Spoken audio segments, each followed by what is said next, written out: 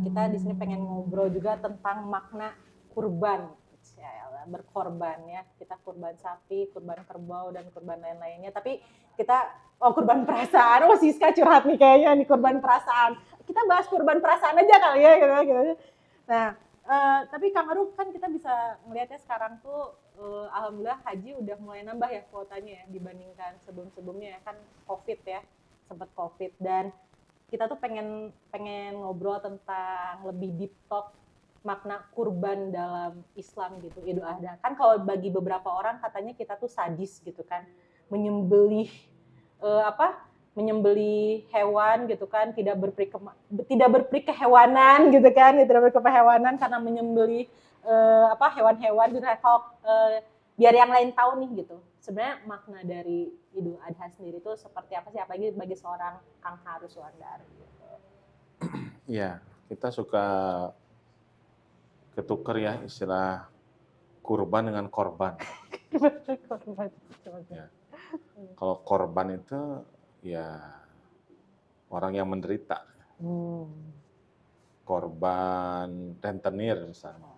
Orang yang menderita akibat rentenir. Korban kebijakan, korban perasaan.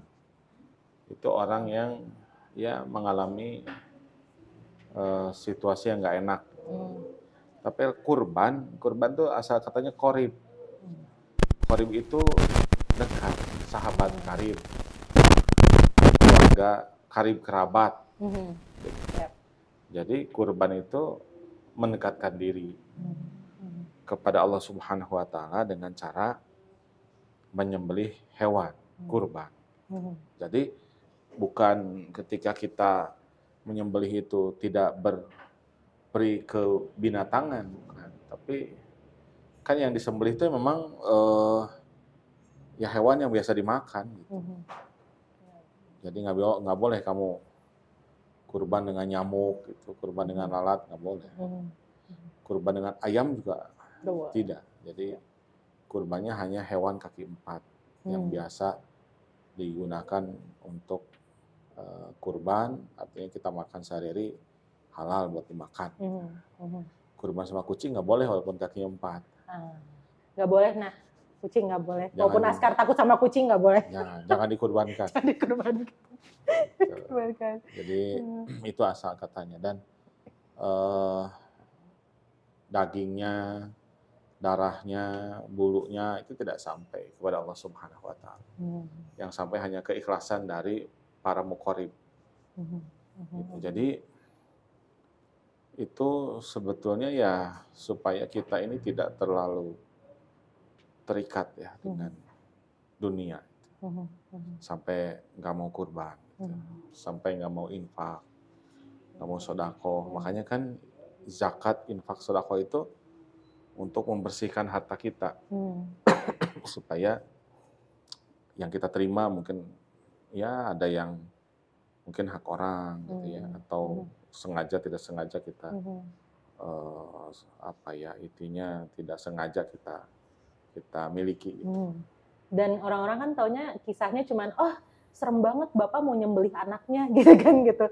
Kok Nabi nyembelih anaknya sih? Nah, kita pengen meluruskan gitu kan orang-orang yang mungkin belum tahu secara lengkap kisahnya di kenapa ada Idul Adha ini gitu Kang Haru gitu. Kok bisa orang kan kadang nangkep ceritanya cuman kok serem banget ya Islam gitu kan, kok nabinya mau nyembelih anaknya sendiri gitu. Nah, ini kita harus memberikan sedikit pencerahan hidup ya gitu kepada orang-orang gimana Kang Haru yang akan memberikan pencerahan hidupnya gitu. Ya itu kan kisahnya kisah Nabi Ibrahim. Nabi Ibrahim ceritanya mimpi. Dalam mimpinya menyembelih anaknya. Karena beliau seorang nabi dan rasul, setelah mimpinya 3 kali, maka berturut-turut gitu, maka beliau tahu bahwa ini bukan sekedar mimpi, tapi ini adalah perintah Allah Subhanahu wa Ta'ala. Nah, terus dia bisa aja kan, nabi, rasul, ya udah aja tangkap anaknya bekep gitu kan nggak gitu kan. Tapi dia ajak anaknya dialog. Bagaimana menurut kamu? Saya mimpi begini. Anaknya nyadar bapaknya itu nabi.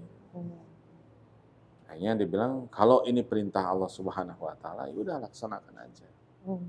Dan itu kan berarti kan taruhannya dia mati. Mudah-mudahan saya termasuk orang yang bersabar.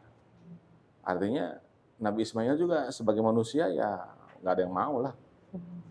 Nabi Ibrahim juga makanya nanya kan, dia sebagai ayah, sebagai manusia juga nggak mau.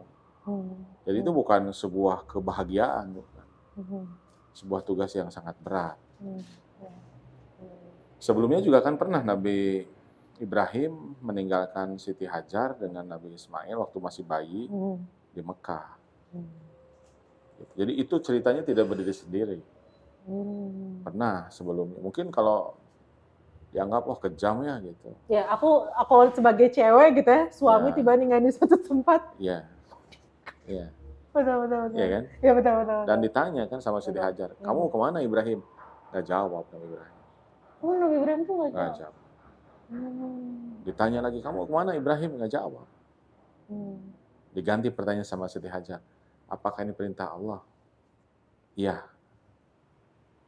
Karena Siti Hajar ini kan dididik sama Nabi Ibrahim. Suaminya akhirnya bilang, pergilah Ibrahim. Maka Allah pasti tidak akan menyanyiakan hambanya. Jadi dilihatnya kacamatanya iman, bukan kacamatanya suami ninggalin anak sama istrinya di padang yang nggak ada makhluk hidup. Tapi ini kacamatanya kacamata iman. Kalau iman tuh bukan untuk didiskusikan, dipercayai aja. Kalau didiskusikan makin banyak argumentasi, makin ragu-ragu. Nantilah ada pelajaran filsafat. Nanti kita bahas. Kita bahas di next podcast ya. Episode berikutnya. Episode berikutnya.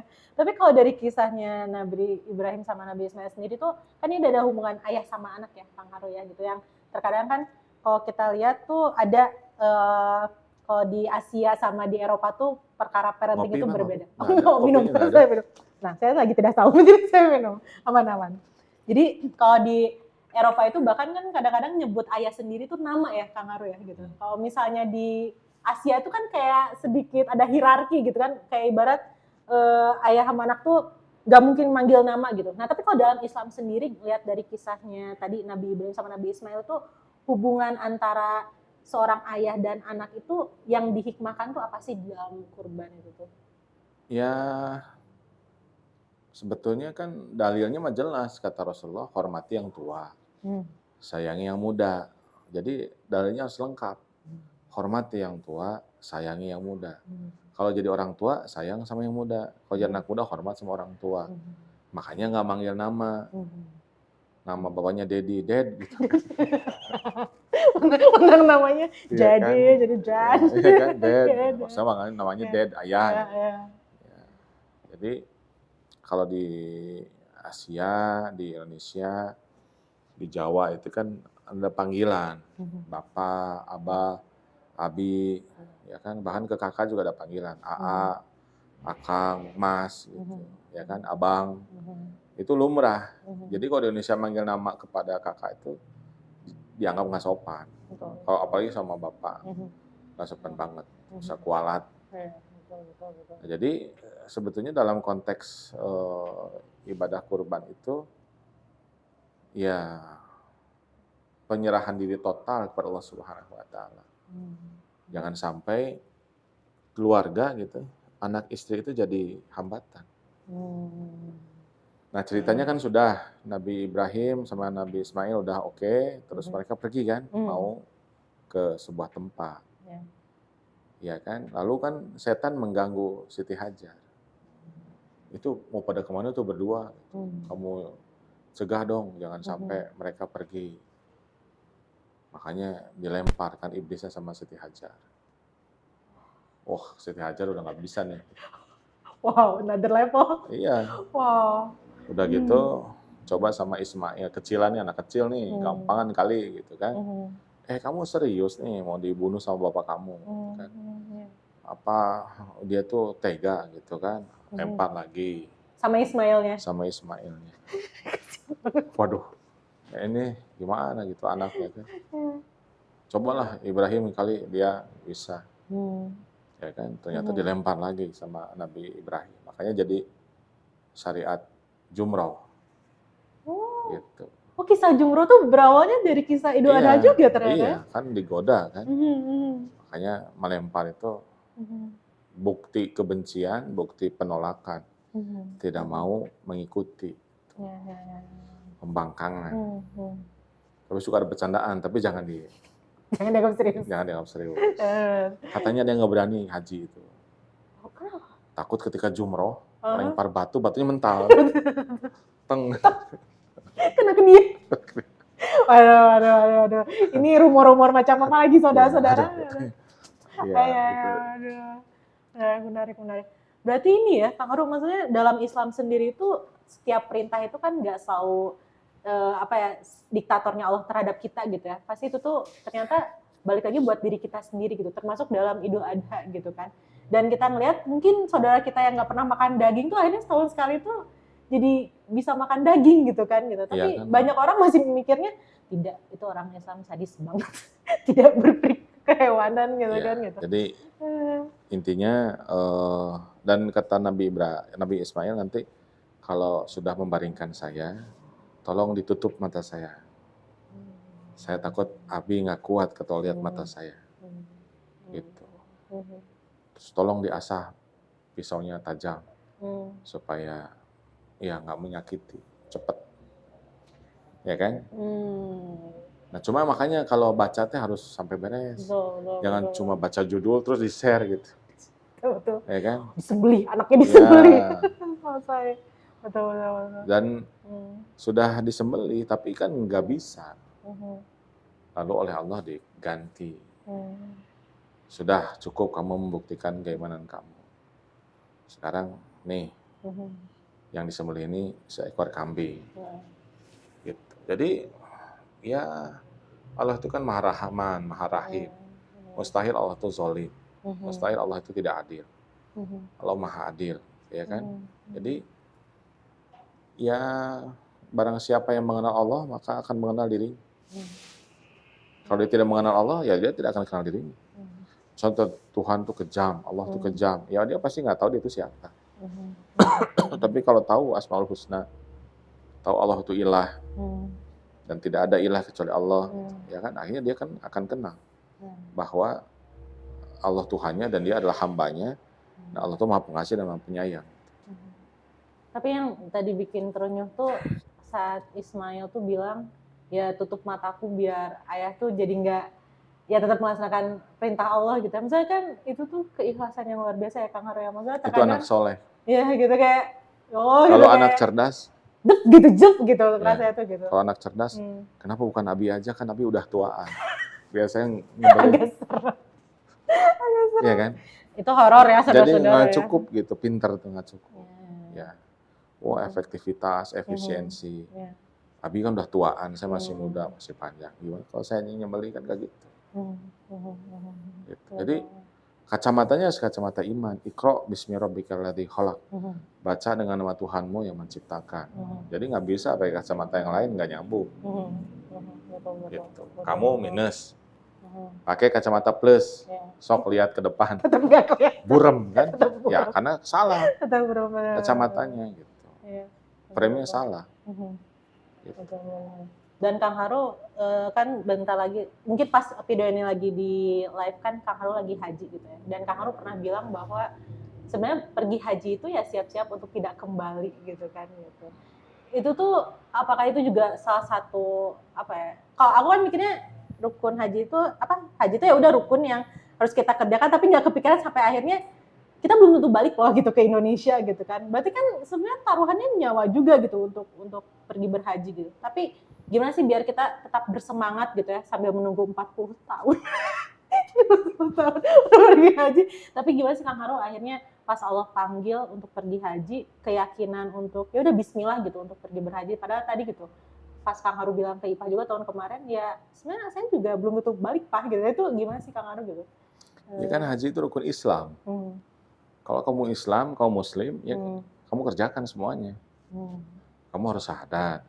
Terus jangan menjebak orang non-Muslim baca syahadatnya. Kamu nggak boleh kepikiran itu ya. Coba bacain nih gitu. Nah, kamu Islam, nah, gitu kan. Agak ngeprank ya saudara-saudara. Nggak bisa. Jadi kan dia bacanya harus penuh keyakinan, penuh kesadaran, syahadat. Yang kedua sholat. Sholat ya penting. Kamu Muslim nggak Muslim, bukan masalah kamu KTP-nya ada tulisannya kamu Muslim, beragama Islam, bukan. Kamu sholat nggak? Kalau kamu nggak sholat, ya kamu sebetulnya nggak Muslim. Yang ketiga, kamu bayar zakat. Jadi kalau kamu nggak pernah bayar zakat, nggak pernah bayar zakat fitrah, zakat harta, ya kan? Ya gimana kamu ngaku sebagai Muslim? Yang keempat, puasa. Katanya Muslim, tapi Ramadan nggak puasa, ya gimana? Alasan sakit, lemes, gitu. Terus we tiap tahun. Lemes sakit, lunglai tak berdaya. Iya. Ibu hamil juga nggak gitu-gitu amat kali gitu ya. Nah yang kelima ya haji. Jadi haji ini rukun Islam. Kalau kamu Muslim berarti wajib. Gitu. Nggak usah pakai keterangan bagi yang mampu, nggak usah. Pokoknya haji aja. Nggak bisa karena misalnya nggak ada hartanya, fisiknya nggak kuat, itu mah nantilah. Yang penting sudah punya niat untuk haji. Gitu. Jadi seumur hidup minimal 1 kali. Gitu. Terus kan kalau belum sempat haji, sempatkan umroh. Suka disebut haji kecil. Kenapa? Kan pakai kain ihram. Ya kan kain ihram itu seperti kain kafan. Ya kan?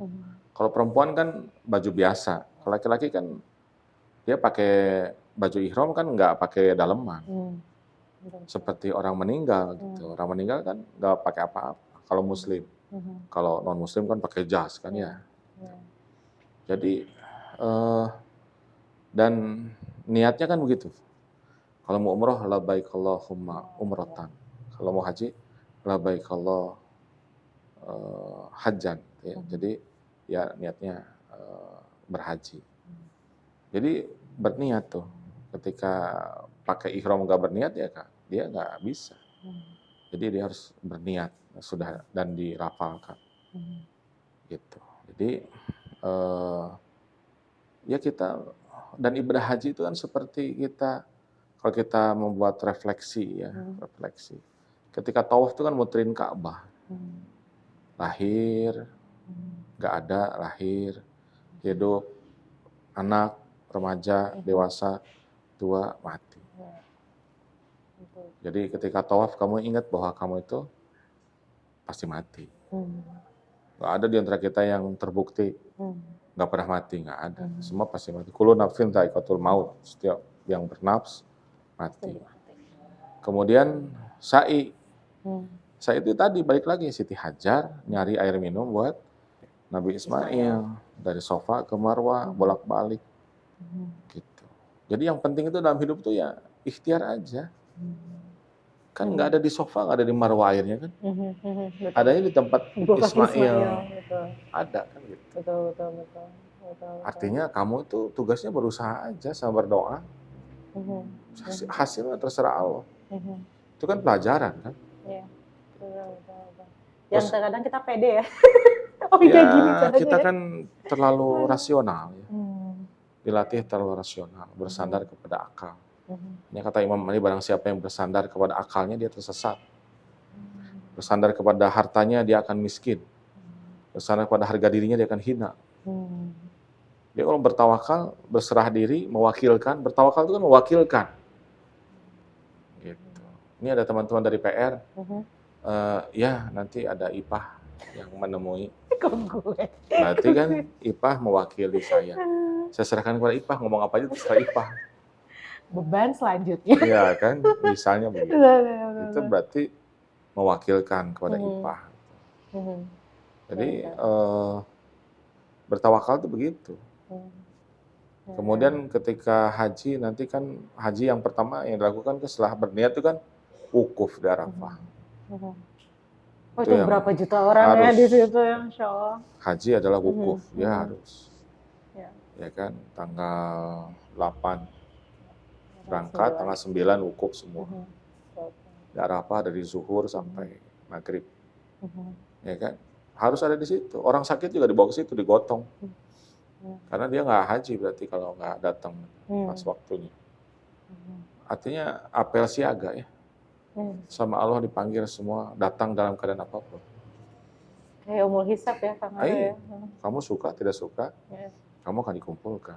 Seperti di padang Arafah. Gitu. Ya kan? Jadi itu kita seperti padang mahsyar.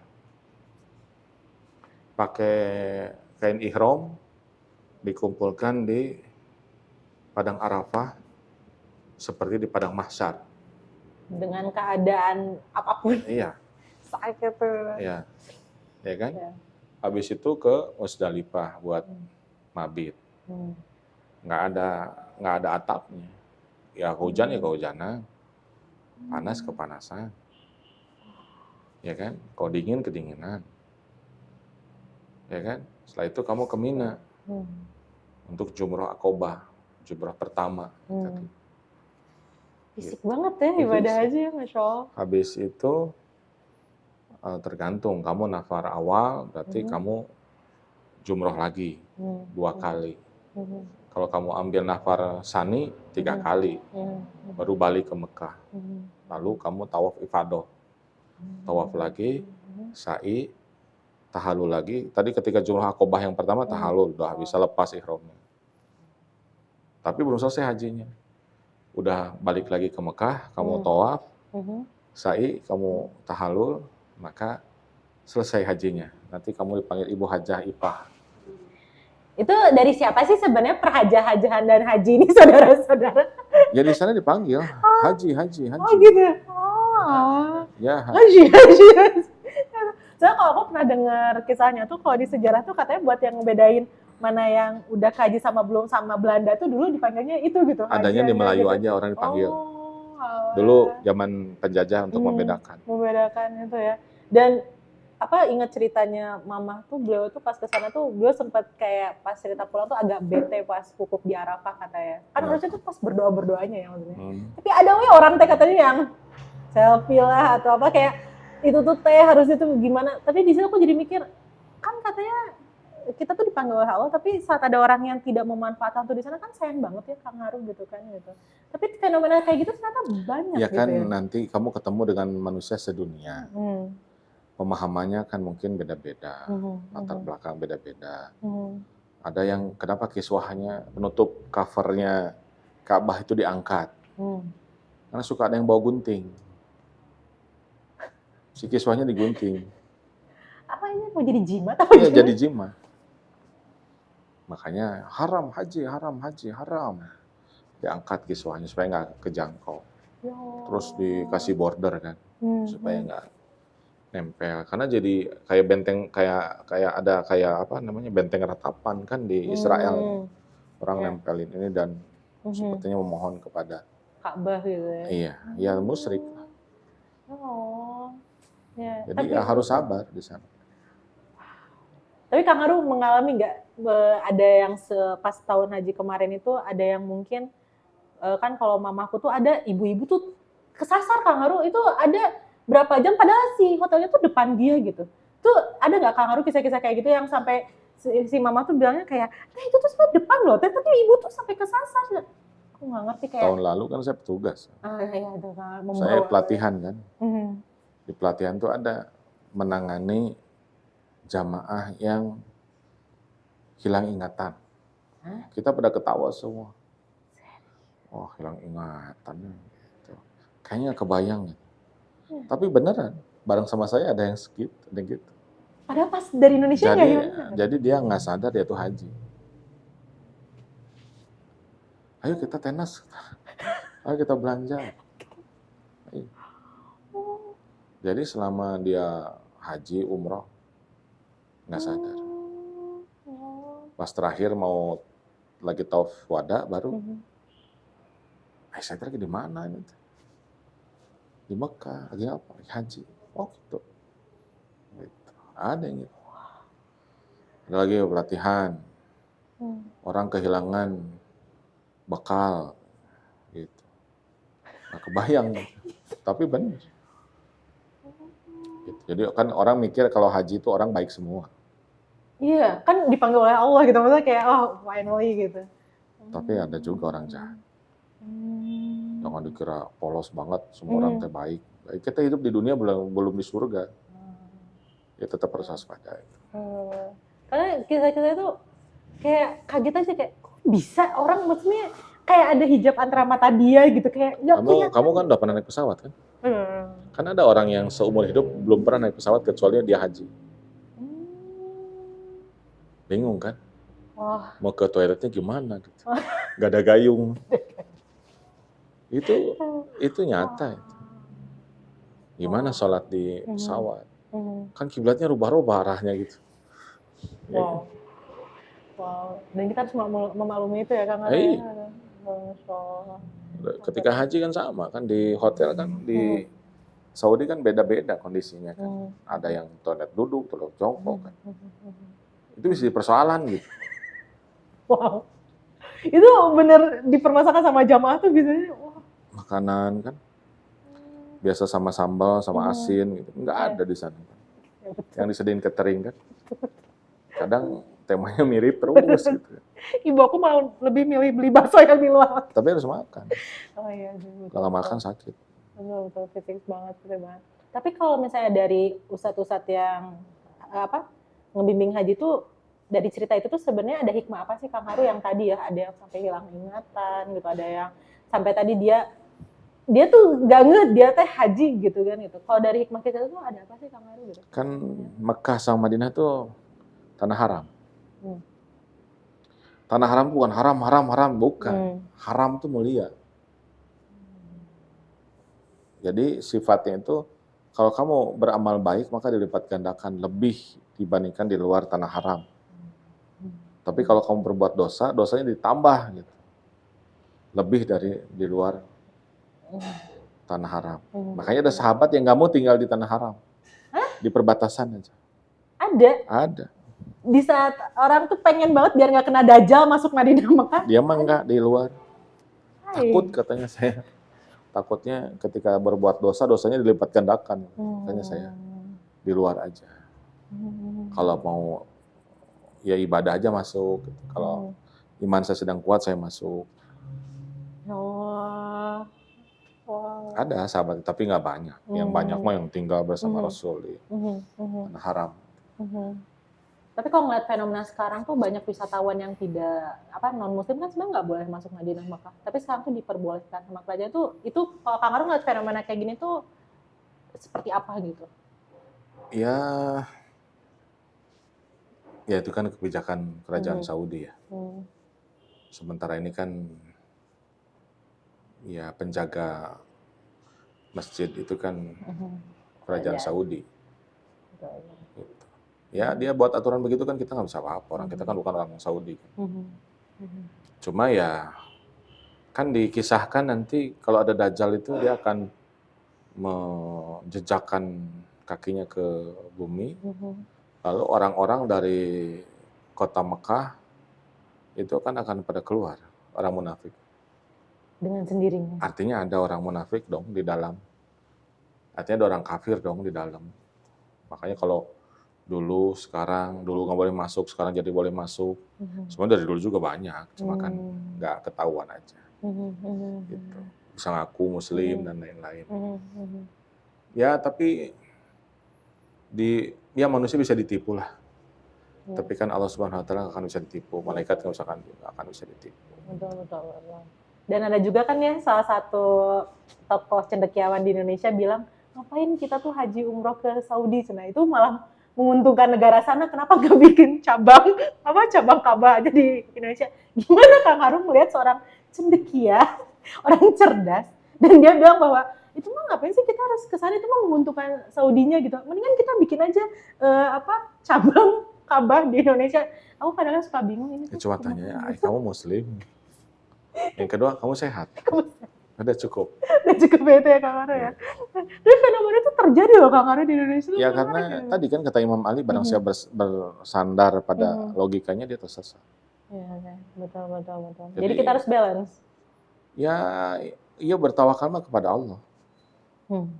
Dan jangan coba-coba kamu tadi andalkan harta kamu, mentang-mentang kamu orang kaya, gitu kan? Sesaat kan bisa tiba-tiba kamu jatuh miskin. Bersandar pada apa? Kekuasaan, kamu kan akan hilang. Bersandar pada apa lagi? Pada kekayaan, harga diri, akan hina. Makanya bersandarlah kepada Allah saja, mewakilkanmu kepada Allah saja. Jangan kepada yang lain. Kalau kepada yang lain kamu akan kecewa. Sama berharap pada manusia, kan sering saya ngomong. Ini kata Imam Ali, bukan kata-kata saya atau saya mah. Da apa aku matu gitu ya. Apa remah rengginang apa remah kerupuk? Kata Imam Ali itu. Kalau kamu berharap pada manusia, bersiap-siap kamu kecewa. Saya kan nggak mau gitu, kecewa. Makanya saya tidak mau berharap pada manusia. Tapi kan kita hidup bersosialisasi nih Kang Haru. Kekecewaan itu kan tidak akan luput dari kita gitu. Artinya kamu sisakanlah gitu. Siapapun akan mengecewakan kamu. Kalau kamu itu terlalu mencintai seseorang, kamu tidak siap untuk dikecewakan. Ketika kamu dikecewakan itu kan akan dahsyat. Apa mungkin itu kali ya kalau dalam fisika memuai itu harus ada ruang biar dia bisa memuai. Saya biar pakai nggak pecah teori, gitu saya ya? pakai teori itu untuk berinteraksi dengan seseorang yang berbahaya gitu. Oh, berbahaya. Oh iya. Ya nggak usah rapat-rapat amat, nggak usah jauh-jauh amat. Ada jarak. Maksudnya kalau cuaca panas kan memuai. Nanti kalau cuacanya udah normal lagi balik lagi.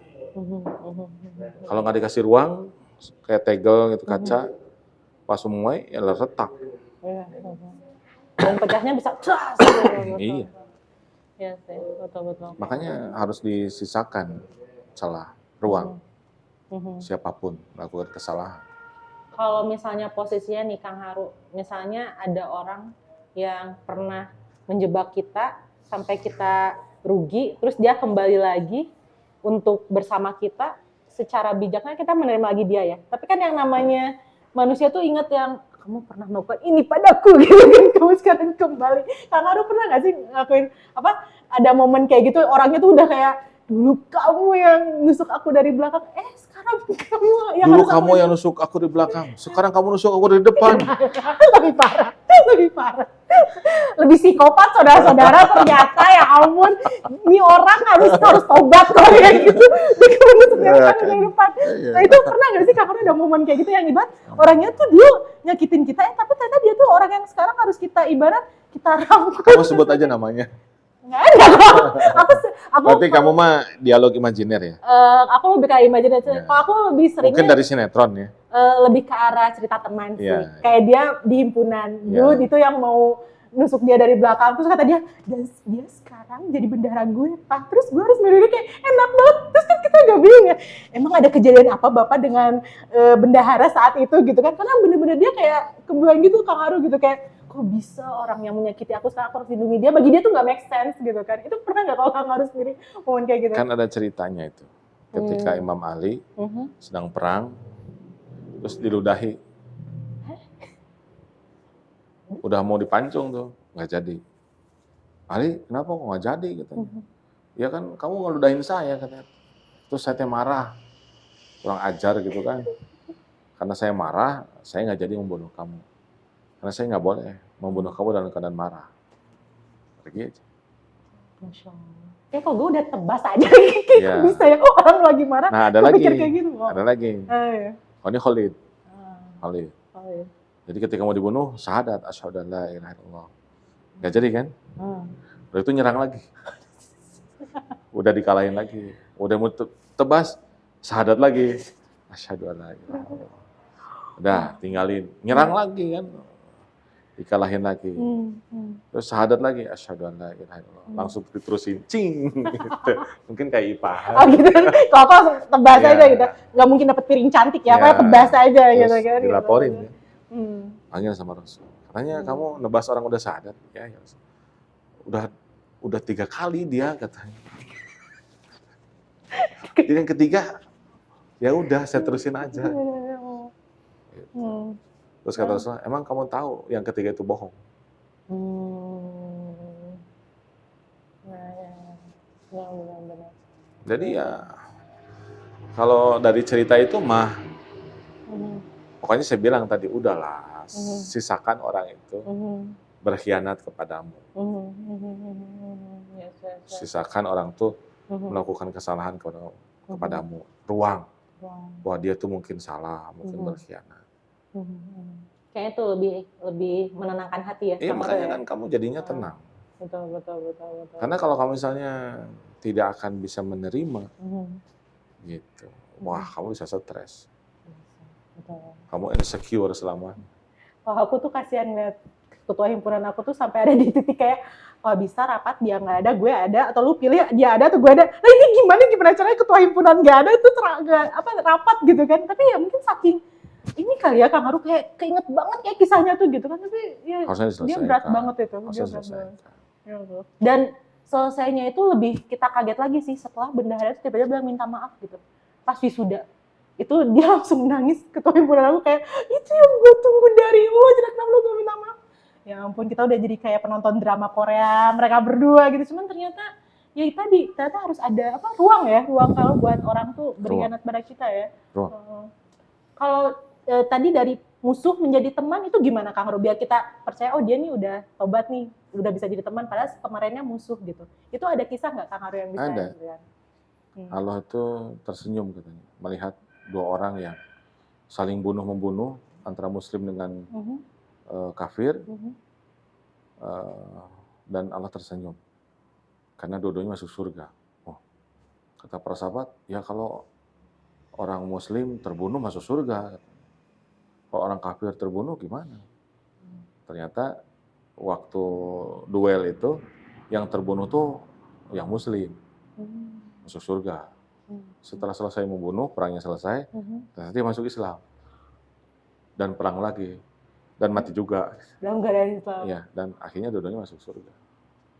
Makanya Allah sampai tersenyum melihat dua orang yang berkelahi, berperang, muslim dan kafir, dua-duanya masuk surga. Jadi kita ini nggak boleh menghakimi orang, ya kan? Si banget neraka. Dajjal banget mukanya kayaknya gitu. Si kafir. Walaupun tetap ada kan surat Al-Kafirun kan ada. Gak usah diganti surat non-muslim. betul. Ya, kuliah ayuhal kafirun kan gak bisa dengan katakanlah orang-orang non-muslim. Kafir aja. Gak usah tersinggung juga disebut kafir. Iya kan? Ya kalau orang non-muslim dalam konteks Islam kan kafir. Sama orang muslim dalam konteks agama yang lain juga orang kafir kan. Ya B aja. Ya. Tapi kalau kafir itu terminologi yang itu mah lebay. Kayak dia pengen kami hitamkan banget ya. Ya, dia mau pengen ya sama aja semua agama. Gitu. Dan sekarang tuh kan lagi ada fenomena menarik nih Kang Haru. Jadi adik aku tuh baru ikut kajian, ini buat penutup obrolan kita. Tapi kalau Kang lihat fenomena ini tuh seperti apa? Dia ikut kajian, ternyata dia nggak sadar itu tuh tentang Islam sih, tapi liberal banget ternyata buat mempercayai ke anak-anak bahwa nggak ada yang namanya alam kubur tuh gitu. Terus kata mereka, ya udah Cina, kita ya santai aja nih kalau udah meninggal ya nggak akan diapa-apain juga gitu. Ya udah kamu nggak usah takut tentang hari akhir dan sebagainya. Dan itu Kang Haru, itu kebayang ya kalau misalnya kita ikut kajian itu 2 minggu sekali kan didoktrin terus-terusan bisa jadi percaya ya gitu kan. Itu melihat fenomena orang yang semakin banyak percaya akan tidak adanya hari akhir gitu ya.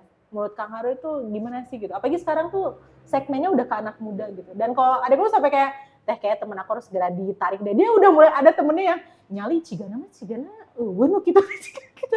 Mendingan santai we hirup aja nah. Gitu kayak ini kok agak serem ya. Dan itu konteksnya kajian Islam itu tuh gimana Kang Haru? Ya kan rukun iman jelas ya. Percaya kepada Allah. Yang pertama itu dulu, kamu percaya kepada Allah enggak?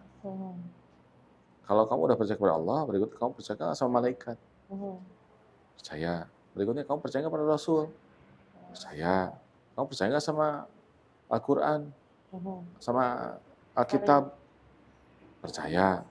Ya kan? Percaya nggak sama hari akhir? Percaya. Percaya nggak sama qada dan qadar? Percaya. Selesai rukun imannya. Di mana alam kubur? Ya alam kubur kan berarti ada di Al-Quran. Ada di hadis, karena percaya Rasul. Jadi kalau misalnya orang itu nggak belajar Islam dengan baik, ya bisa dibelokkan. Dan ini yang membelokkan kan jahat banget. Ya kan, dia mengikis keimanan, menyesatkan. gitu. Makanya kita nggak boleh terpesona dengan penampilan ustadz, kiai, baca pakai ayat Al-Quran, pakai hadis. Ini benar nggak ngomongnya? Gitu. Berani nggak dia berhadapan dengan ulama yang lain? Terbuka nggak bikin kajiannya? Depan MUI, depan KINU, Kiai Muhammadiyah, Kiai Persis, sok gitu. Kalau misalnya nggak mau terbuka, berarti kan dia ada maksud tertentu. Ada yang salah. Coba dicatat nama ustadznya siapa, tempatnya di mana, ya kita laporkan. Jangan dibiarin. Itu diperbolehkan ya? Boleh, laporin aja siapa. Kan nanti ketahuan nih siapa. Kok bisa itu mengajarkan agama? Ya boleh jadi dia ngakunya muslim tapi bukan. Gitu. Kalau terhadap tadi berarti kayak fanatik itu berarti bahaya juga ya Kang Aru ya? Saat kita Ustadz Iwe gitu, yang lain mah nggak mau didengerin gitu ya. Fanatik itu kan perbuatan orang-orang yang ilmunya kurang. Kalau ilmunya cukup kan nggak akan fanatik. Imam Ali itu kan gurunya ratusan. Makanya kata Rasulullah, kalau aku ini kotanya, maka Ali ini gerbangnya. Makanya para sahabat tuh kalau Khulafaur Rasyidin nanyanya ke Ali. Karena Ali itu kan ikut Rasul. Rasul itu tinggal di pamannya. Ali itu sepupu.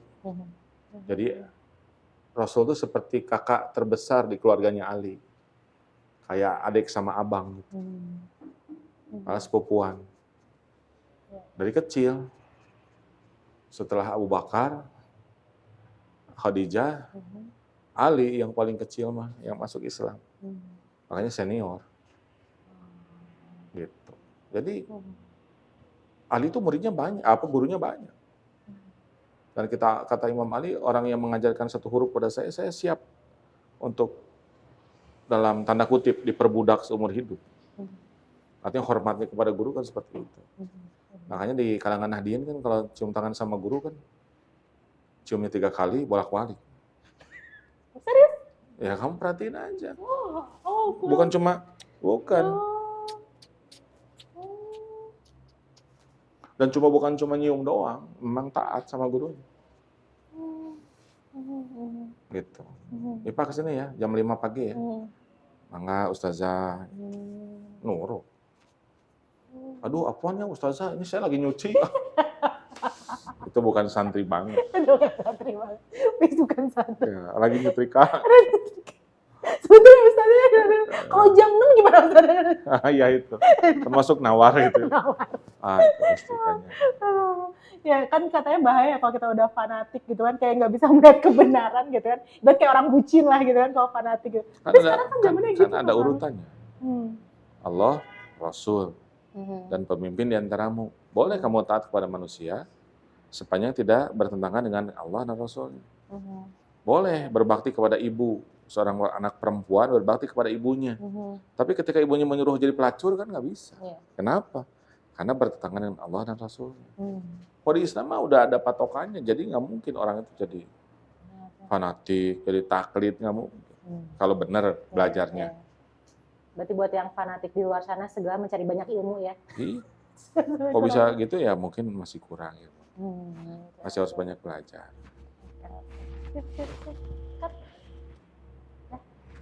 Oke. Alhamdulillah.